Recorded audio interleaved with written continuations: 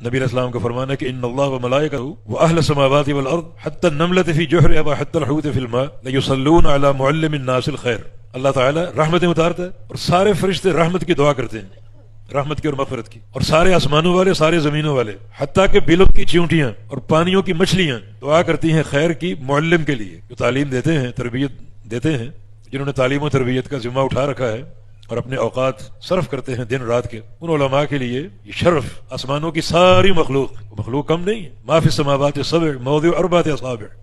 الا وملک قائم وملک راکع وملک ساجد واضع جبہتہ للہ۔ ساتوں آسمانوں میں ایک 4 انگلی کے برابر خالی جگہ نہیں، ہر جگہ فرشتہ موجود ہے، کوئی قیام میں، کوئی رکوع میں